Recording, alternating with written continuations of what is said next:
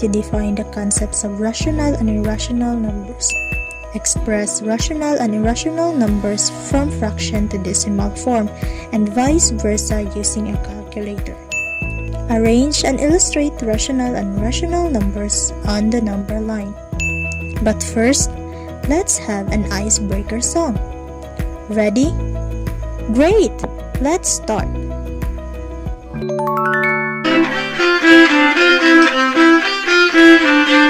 In the beginning there was one. We started counting, it was so much fun. Then came 2 and 3 and 4. We kept on going, there were so many more.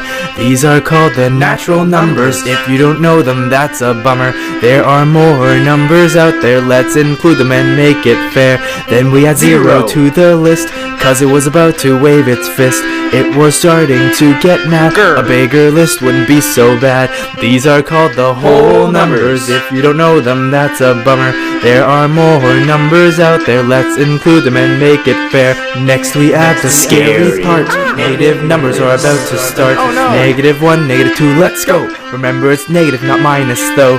These are called the integers. You got to know them, that's for sure. There are more numbers out there, let's include them and make it fair. Man, this is tiring. Let's have a dance break. Yeah, so exciting. Let's dance.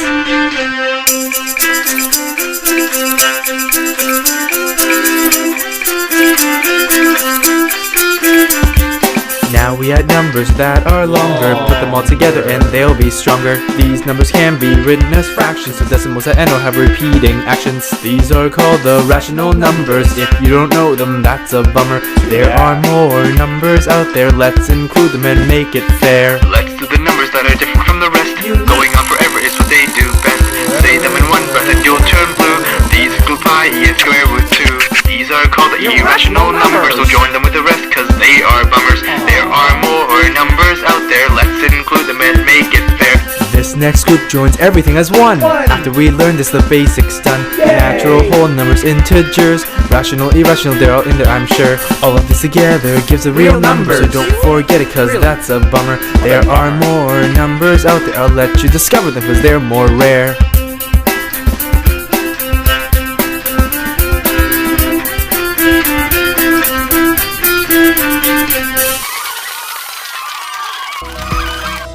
Now, from that song, can you identify the different types of numbers? Very good! These are whole numbers, integers, natural numbers, irrational and rational numbers, and all of these numbers are called real numbers. Today, we will focus on rational and irrational numbers. Now, take a look at these numbers. We have pi, 1/2, 0.457690 and so on, and -6. Let's try to identify each of the following are rational or not. First, a pi has an equivalent value of 3.141592 and so on. This means that the number goes on forever but never repeats the same pattern of numbers. In the definition of irrational, these are numbers that can be expressed as non-terminating or no end and non-repeating the same pattern of numbers. Irrational numbers can also be written as a ratio or fraction of two integers. And since a pi never repeats its number and it goes on forever, therefore, we can call it as irrational number. Next, we have 1/2. This is already written in fraction form, but can we express this into decimal form? Yes, of course. 1/2 can be expressed in decimal form with a value of 0.5, and it is rational number. Rational numbers are real numbers that can be written as a ratio or fraction of two integers. It could also be written in decimal form, either terminating or repeating the same pattern of numbers. Now, is 0.5 45, 74, 90, and so on is rational? Great! It's irrational. Next, is negative 6 rational? Perfect! You've got the correct answer. Remember that all whole numbers and integers can be written as a fraction just by putting a 1 underneath it. Therefore, negative 6 can be written as negative 6 over 1, and it is considered as rational numbers. Okay, let's proceed to decimals and rational numbers. Consider these following decimals. Notice that these decimals ends on their own and are not rounded.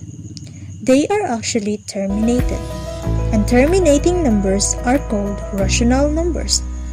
These terminating numbers can be written as fraction. For example, 0.5 can be written as 5 over 10 or 1/2. 0.75 can be written as 75 over 100 or 3/4. Now, how about 0.287 and 0.89? Can you write these two into fraction form? Great! Now let's move on to repeating numbers. I want you to use your calculator or phone for this activity. For example, 1/3. Using your calculator, calculate 1 divided by 3. What did you get? Thus, these 3's will never end. They will actually repeat forever. And to represent the repetition in decimal, we can put a line over the first time number shown and drop or cancel out the other number behind it. And this will be now. In addition, the process of dropping numbers without rounding is called truncating, and the line drawn above is called ventoling. And take note that anytime you truncate a repeating decimal, you must put a line above all of the numbers. Let's proceed to rational numbers on the number line. A number line consists of positive, negative numbers, and 0.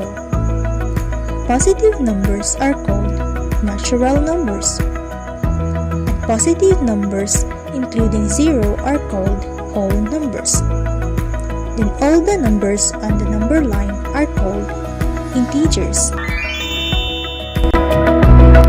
Okay, now that you have learned the arrangement of these rational numbers on the number line, let's try to plot our answers from the previous activity on the number line.